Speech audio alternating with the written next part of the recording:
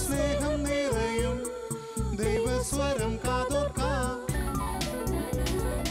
ആശ്വാസം നേടാം, ഹൃത്തിനുള്ളിൽ ജീവൻ നൽകും വചനം, തിരുവചനം.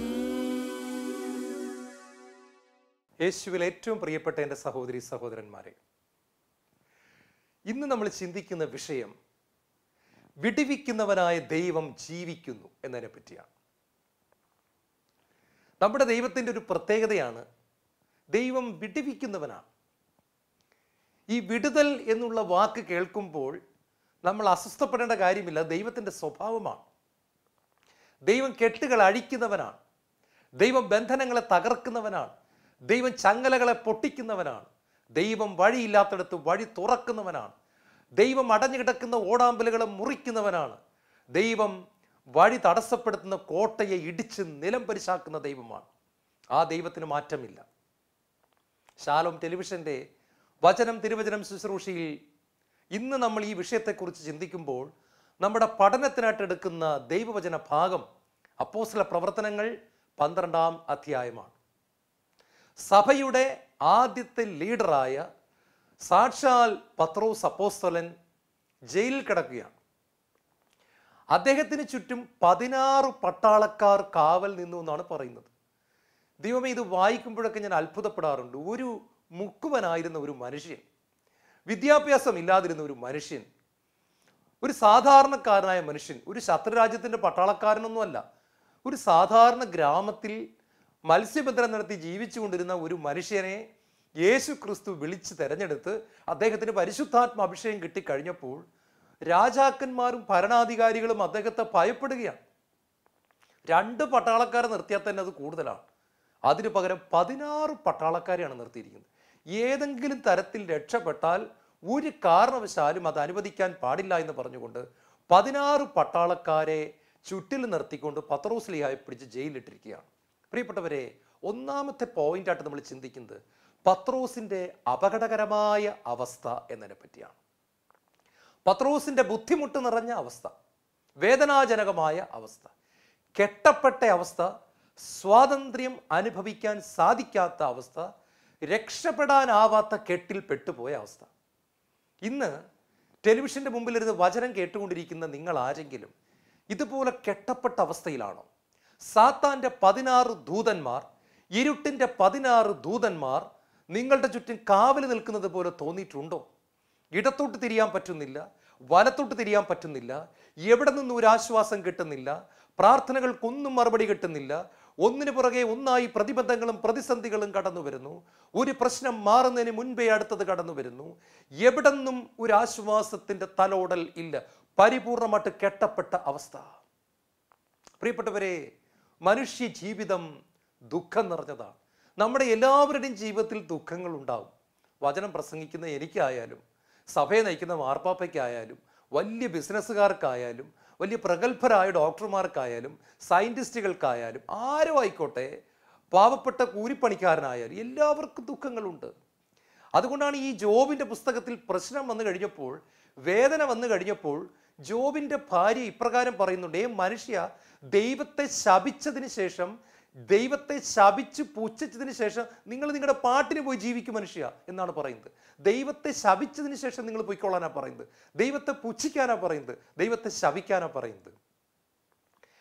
വേദനകളും കെട്ടുകളും വരുമ്പോൾ എന്ത് ചെയ്യണമെന്നറിയാതെ മനുഷ്യൻ വിഷമിക്കുകയാണ്. ഇതിനൊരു പരിഹാരമുണ്ടോ? ഈ കെട്ടുകളിൽ നിന്ന് ഒരു മോചനമുണ്ടോ? തീർച്ചയായിട്ടും പ്രിയപ്പെട്ടവരെ. അപ്പോൾ ഒന്നാമതായിട്ട് നമ്മൾ ചിന്തിക്കുന്നത് പത്രോസിൻ്റെ വേദനാജനകമായ അവസ്ഥ, അഥവാ എൻ്റെയും നിങ്ങളുടെയും വേദനാജനകമായ അവസ്ഥ. ഒരു കാര്യം എനിക്കവിടെ മനസ്സിലായി: മനുഷ്യർക്കാർക്കും പത്രോസിനെ സഹായിക്കാൻ പറ്റത്തില്ല. ഒരു മനുഷ്യന് പോലും ഈ ജയിലിൻ്റെ അകത്ത് 16 പട്ടാളക്കാർ കാവൽ നിൽക്കുന്ന സ്ഥലത്ത് നിന്ന് പത്രോസിനെ മോചിപ്പിച്ചു കൊണ്ടുവരാൻ പറ്റില്ല. അപ്പം നമ്മുടെ ജീവിതത്തിൽ ഇതുപോലെ മനുഷ്യർക്ക് ആർക്കും നമ്മളെ സഹായിക്കാൻ പറ്റാത്തൊരവസ്ഥ വന്നിട്ടുണ്ടോ? എല്ലാ വാതിലും അടഞ്ഞു പോകുന്ന അവസ്ഥ വന്നിട്ടുണ്ടോ? നിരാശപ്പെടരുത്. ഇത് എൻ്റെയും നിങ്ങളുടെയും ചരിത്രം ദൈവത്തിൻ്റെ പരിശുദ്ധാത്മാവ് പത്രോസിലൂടെ വരച്ച് കാണിക്കുകയാണ്. രണ്ടാമതായിട്ട് പത്രോസിൻ്റെ വിശ്വസ്തരായ സ്നേഹിതന്മാർ. പത്രോസ് ജയിലിൽ കിടന്നപ്പോൾ പത്രോസിൻ്റെ കൂട്ടുകാരെന്ത് ചെയ്യുമെന്നറിയാമോ? അവർ പത്രോസിന് വേണ്ടി രാവും പകലും തീക്ഷ്ണമായിട്ട് ദൈവത്തോട് പ്രാർത്ഥിച്ചു കൊണ്ടിരുന്നു.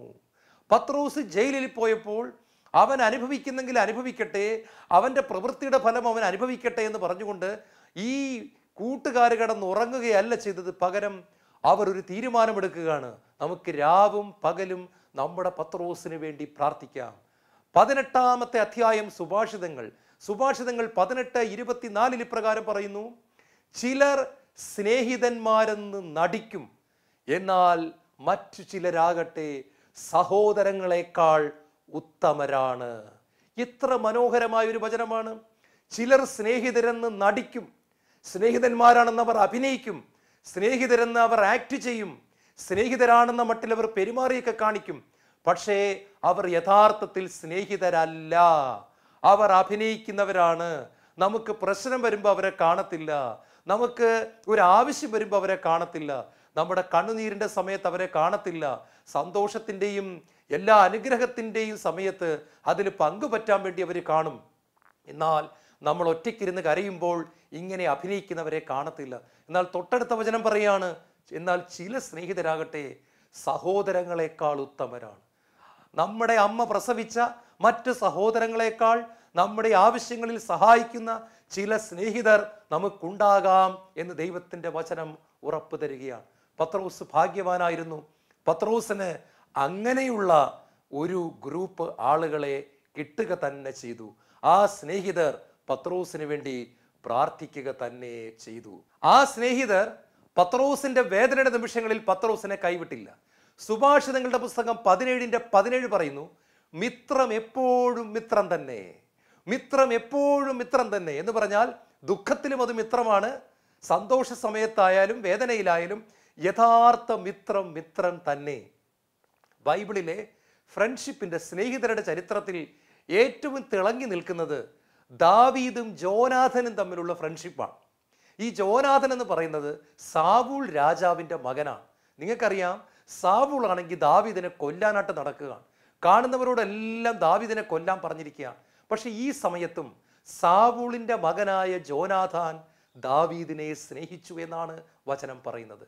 തൻ്റെ അപ്പൻ ദാവീദിനെ കൊല്ലാൻ നടന്നിട്ടും ആ ക്രൂരതയിൽ പങ്കുചേരാതെ, തൻ്റെ സൗഹൃദം മുറിഞ്ഞു പോകാൻ അനുവദിക്കാതെ, ദാവീദിൻ്റെ കഷ്ടകാലത്തും വേദന നിമിഷങ്ങളിലും എന്ത് സഹായവും ചെയ്യത്തക്കവണ്ണമുള്ള ഒരു സ്നേഹിതനായി ഈ ജോനാഥാൻ കടന്നു വരികയാണ്.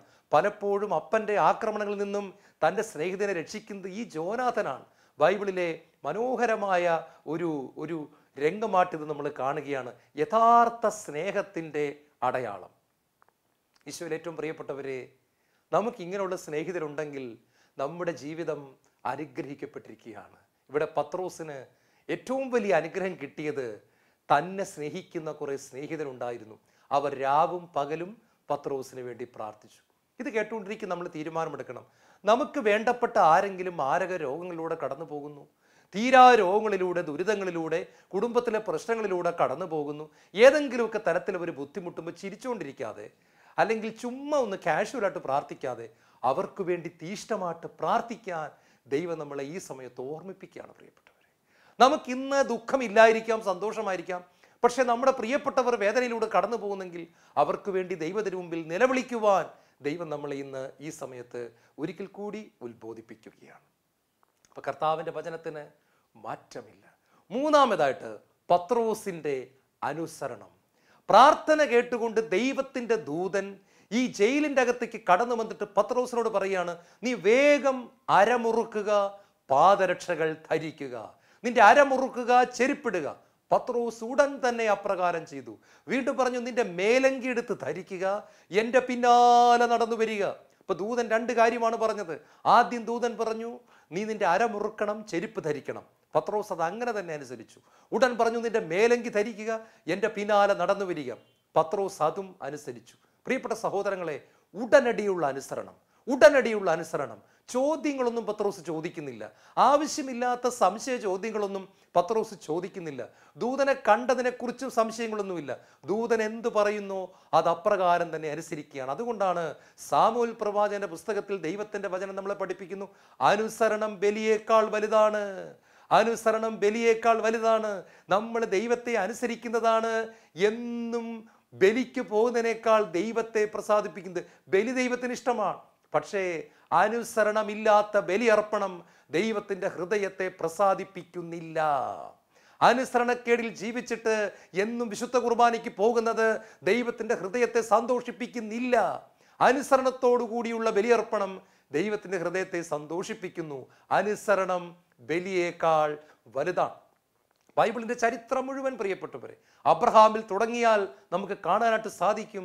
അനുസരിച്ച് അനുഗ്രഹത്തിൻ്റെ കൊട്ടാരങ്ങളിലേക്ക് കടന്നു പോകുന്നവരെ നമുക്ക് കാണാനായിട്ട് സാധിക്കും. അനുഗ്രഹത്തിൻ്റെ കൊട്ടാരത്തിലേക്കുള്ള വഴി എന്ന് പറയുന്നത് അനുസരണത്തിൻ്റെ വാതിലൂടെ കടക്കുന്നത് തന്നെയാണ്. അനുസരണത്തിൻ്റെ വാതിലൂടെ പോകുന്നവർക്ക് അനുഗ്രഹത്തിൻ്റെ കൊട്ടാരങ്ങളുടെ കലവറകൾ ദൈവം തുറന്നു വയ്ക്കുന്നു.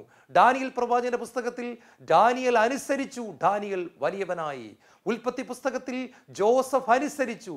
ജയിലിൽ കിടക്കുമ്പോഴും പൊത്തിഫറിന്റെ ഭവനത്തിലായിരിക്കുമ്പോഴും പൊട്ടക്കിണറ്റിൽ കിടക്കുമ്പോഴും തീരാ ദുരിതത്തിലായിരിക്കുമ്പോഴും ജോസഫ് ദൈവത്തെ സ്നേഹിച്ചു, ജോസഫ് ദൈവത്തെ അനുസരിച്ചു, ജോസഫ് ദൈവത്തെ മഹത്വപ്പെടുത്തി, ജോസഫ് ദൈവത്തെ ഹൃദയത്തിൽ കൊണ്ടു നടന്നു, ജോസഫ് ദൈവത്തിന്റെ വചനത്തെ മുറുകെ പിടിച്ചു.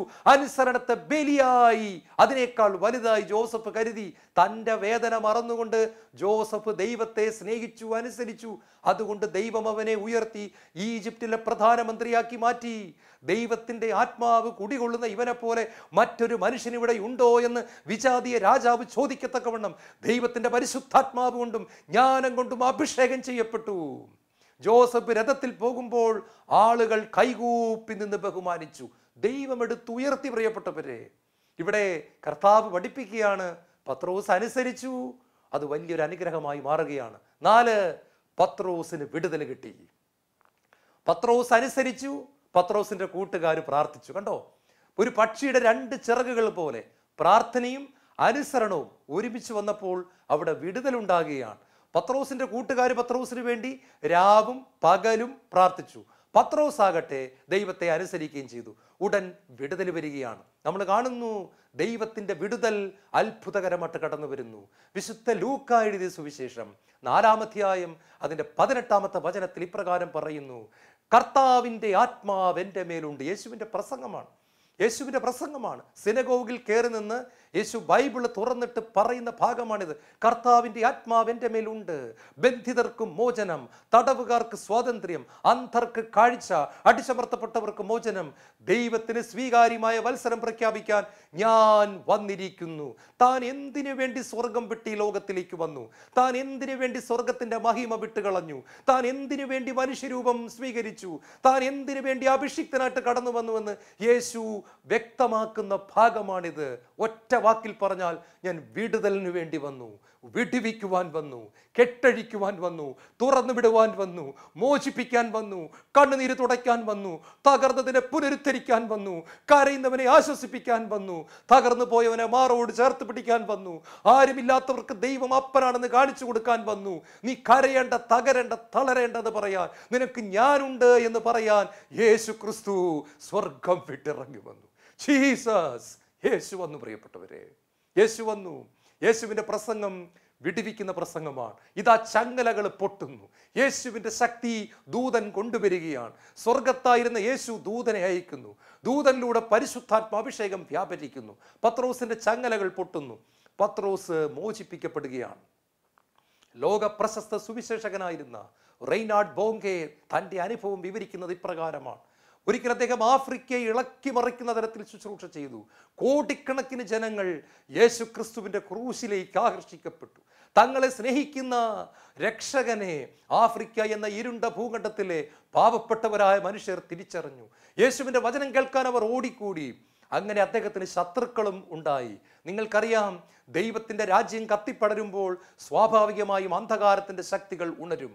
റെയ്നാർഡ് ബോങ്കയെ ഏത് വിധത്തിലും കൊല്ലണമെന്ന് ശത്രുക്കൾ തീരുമാനിക്കുകയാണ്. അങ്ങനെ ഒരു റോഡിലൂടെ കടന്നു പോകുന്ന സകല വാഹനങ്ങളും അവർ കൈ കാണിച്ച് നിർത്തി അതിൻ്റെ ഗ്ലാസ് താഴ്ത്തിച്ച് അതിൻ്റെ അകത്ത് റെയ്നാർഡ് ബോങ്കെ ഉണ്ടോ എന്ന് നോക്കുകയാണ്. ഒറ്റ വാഹനം പോലും പരിശോധിക്കാതെ വിടുന്നില്ല. അങ്ങനെ വാഹനങ്ങളെല്ലാം പോയിക്കൊണ്ടിരിക്കുമ്പോൾ ആഫ്രിക്കയിൽ നിന്നും തൻ്റെ രാജ്യമായ ജർമ്മനിയിലേക്ക് പോകാൻ എയർപോർട്ടിലേക്ക് ബോങ്കയും ഒരു കാറിൽ പോവുകയാണ്. വഴിക്ക് വെച്ച് അദ്ദേഹത്തിന് മനസ്സിലായി, ശത്രുക്കൾ പന്തങ്ങൾ കൊളുത്തിപ്പിടിച്ചുകൊണ്ട് എല്ലാ കാറുകളുടെയും ഗ്ലാസ് താഴ്ത്തുന്നു. ആ കാറിൻ്റെ അകത്തേക്ക് പന്തം കത്തിച്ച് നോക്കുന്നു. ഇതിൻ്റെ അകത്ത് ബോംബെ ഉണ്ടോ എന്ന് നോക്കുന്നു. ഇല്ല എന്ന് കാണുമ്പോൾ ഡിക്കി തുറക്കുന്നു. ഇല്ല എന്ന് കാണുമ്പോൾ ആ കാർ പറഞ്ഞു വിടുന്നു. എല്ലാ വാഹനങ്ങളും പരിശോധിക്കുകയാണ്. ബോംബെക്ക് മനസ്സിലായി താൻ പിടികൂടപ്പെടുക തന്നെ ചെയ്യും. തൻ്റെ മരണമെടുത്തു. തൻ്റെ ജീവിതം ഇവിടെ അവസാനിക്കുകയാണ്. ആഫ്രിക്കൻ ഭൂഖണ്ഡത്തിൽ താൻ രക്തസാക്ഷിയായി തീരാൻ പോവുകയാണ്. തന്നെ ശത്രുക്കൾ വകവരുത്തും. അദ്ദേഹം യാത്ര ചെയ്തുകൊണ്ടിരുന്ന കാറ് ശത്രുക്കൾ കൈ കാണിച്ചു നിർത്തി. ഗ്ലാസ് താഴ്ത്താൻ പറഞ്ഞു.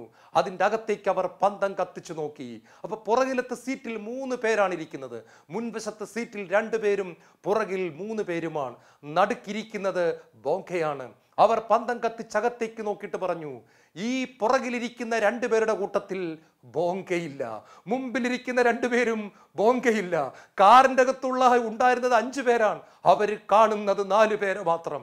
പ്രിയപ്പെട്ട സഹോദരങ്ങളെ, 4 പേര് കാറിൻ്റെ അകത്തേക്ക് തലയിട്ട് നോക്കിയിട്ട് പറയാണ്, ഈ കാറിൻ്റെ അകത്തിരിക്കുന്ന 4 പേരിൽ ബോംബെയില്ല. നടുക്കിരിക്കുന്ന 5ാമനായ ബോംബെയെ ശത്രുക്കൾക്ക് കാണാൻ സാധിക്കാത്തവണ്ണം അവരുടെ കണ്ണുകൾക്ക് മുൻപിൽ ഒരു മറയിട്ടുകൊണ്ട് ഇന്നും ജീവിക്കുന്നവനായ ദൈവം ആ കാറിൻ്റെ അകത്തേക്ക് ഇറങ്ങി വരികയാണ്. തൻ്റെ മഹത്വം വെളിപ്പെടുത്തുകയാണ്. ബോംബെ അതിനെപ്പറ്റി ഇപ്രകാരം പറയുന്നുണ്ട്, എൻ്റെ ജീവിതത്തിൽ ദൈവത്തിൻ്റെ പ്രവൃത്തി ഇത്രമാത്രം അടുത്ത് കണ്ട മറ്റൊരു അനുഭവം ഉണ്ടായിട്ടില്ല. എന്നെ കണ്ണു തുറന്ന് നോക്കിയ 4 വ്യക്തികൾക്ക് എന്നെ കാണാൻ സാധിക്കാത്തവണ്ണം അവരുടെ കാഴ്ചയെ എൻ്റെ കർത്താവ് മറച്ചു കളഞ്ഞ നിമിഷം അവിടത്തേക്ക് എന്നെക്കുറിച്ച് ഇനിയും പദ്ധതി ഉണ്ടായിരുന്നു. ഞാൻ ഇനിയും കോടിക്കണക്കിന് ജനങ്ങളോട് സുവിശേഷം പറയണമായിരുന്നു. അവിടെ നിന്ന് എൻ്റെ ശത്രുവിൻ്റെ കരങ്ങളിൽ നിന്ന് രക്ഷിച്ചു. 91-ാം സങ്കീർത്തനം ഇപ്രകാരം പറയുന്നു, അവൻ എൻ്റെ നാമം അറിയുന്നത് കൊണ്ട് ഞാൻ അവനെ രക്ഷിക്കും. അവൻ എൻ്റെ നാമം വിളിച്ചപേക്ഷിക്കുമ്പോൾ ഞാൻ അവനെ മോചിപ്പിക്കും. അവൻ എന്നെ മഹത്വപ്പെടുത്തുകയും ചെയ്യും. അവൻ സ്നേഹത്തിൽ എന്നോട് ഒട്ടി നിൽക്കുന്നതിനാൽ ഞാൻ അവനെ മോചിപ്പിക്കും. ഞാൻ അവനെ രക്ഷിക്കും. അവൻ സ്നേഹത്തിൽ എന്നോട് ഒട്ടി നിൽക്കുന്നതിനാൽ, ഇൻ ലവ്, സ്നേഹത്തിൽ യേശുവിനോട് ഒട്ടി നിൽക്കുന്നതിനാൽ. ആ വചനമെടുത്ത് പറഞ്ഞിരിക്കുകയാണ് സങ്കീർത്തനത്തിൽ.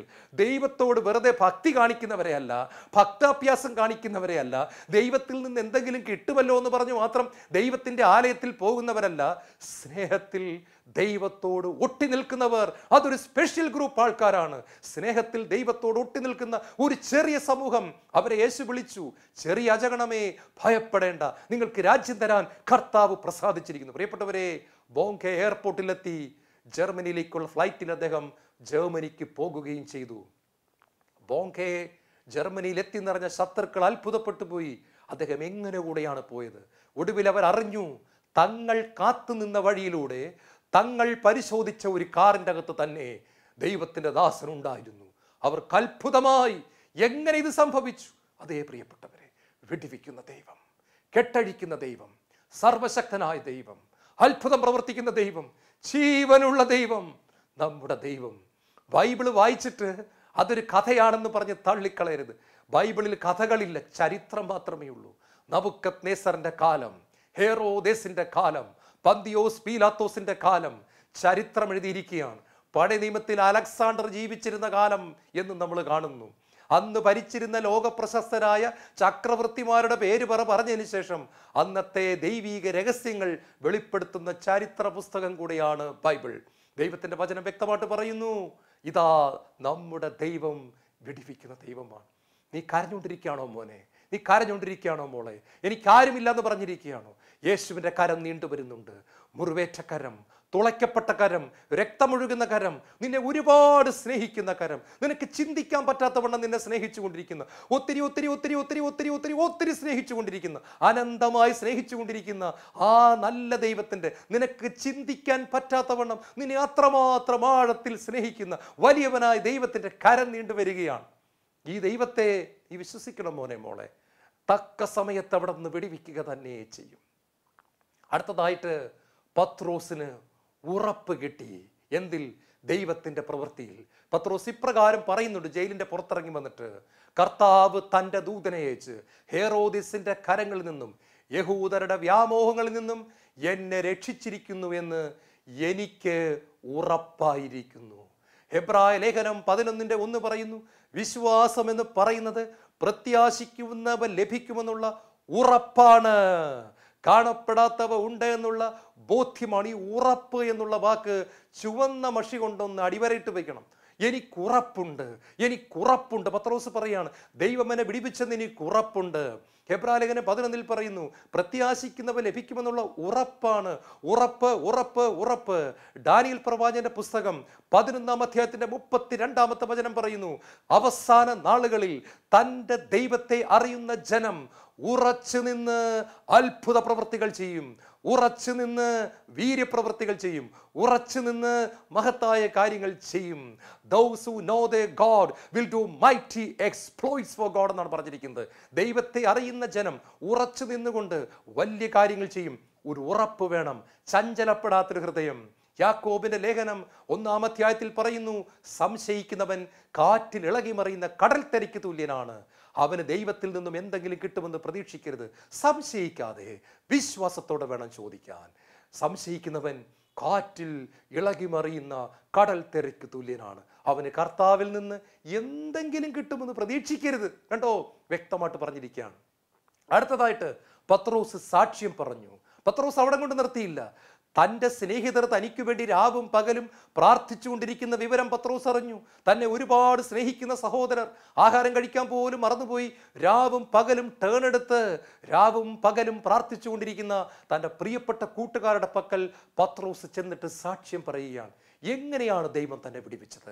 മാലാഖ വന്ന കാര്യം പറയുന്നു, ദൂതനെ കണ്ട കാര്യം പറയുന്നു, മിന്നലൊളി പതിച്ച കാര്യം പറയുന്നു, മുറിയാകെ പ്രകാശം കൊണ്ട് നിറഞ്ഞ കാര്യം പറയുന്നു, ചങ്ങലകൾ അഴിഞ്ഞു വീണ കാര്യം പറയുന്നു, ദൈവം തന്നെ വിടിവിച്ചതിൻ്റെ സാക്ഷ്യം പറയുന്നു. പ്രിയപ്പെട്ട സഹോദരങ്ങളെ, നിങ്ങൾക്ക് ദൈവം ചെയ്തു തന്നിട്ടുള്ള അനുഗ്രഹങ്ങൾ നിങ്ങളുടെ കുടുംബത്തിലുള്ള മറ്റുള്ളവരോട് നിങ്ങൾ എളിമയോടെ പങ്കുവയ്ക്കാറുണ്ടോ? ദൈവം എനിക്ക് വേണ്ടി ഇത് ചെയ്തു തന്നുവെന്ന് ലജ്ജയില്ലാതെ പറയാറുണ്ടോ? അതോ ഇതെല്ലാം എൻ്റെ കഴിവാണ്, ഇതൊക്കെ ഞാൻ നേടിയെടുത്തതാണെന്ന് പറഞ്ഞ് ഊറ്റം കൊള്ളുന്ന അഹങ്കരിക്കുന്ന മനോഭാവമാണോ നമുക്ക്? അതോ ഇത് ദൈവത്തിൻ്റെ ദാനമാണെന്ന് ഏറ്റു പറയാനുള്ള വിനയം നമുക്കുണ്ടോ?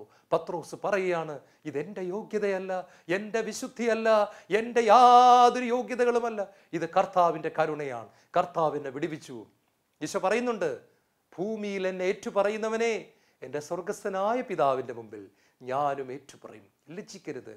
കുഞ്ഞിനൊരു അഡ്മിഷൻ കിട്ടിയാൽ ദൈവം ചെയ്തു തന്നാന്ന് ഏറ്റുപറയണം. മകളുടെ കല്യാണം നടന്നാൽ ദൈവം ചെയ്തു തന്നതാണെന്ന് ഏറ്റുപറയണം. വിദേശത്തേക്കൊരു വിസ കിട്ടിയാൽ ദൈവം ചെയ്തു തന്നതാണെന്ന് ഏറ്റുപറയണം. പരീക്ഷയിൽ ദൈവം സഹായിച്ചാൽ ദൈവം സഹായിച്ചു എന്ന് ഏറ്റുപറയണം. പത്രോസ് കർത്താവിൻ്റെ സാക്ഷ്യം പറഞ്ഞു, ദൈവം ചെയ്തതിനെ ഏറ്റുപറഞ്ഞു, ദൈവത്തെ മഹത്വപ്പെടുത്തി.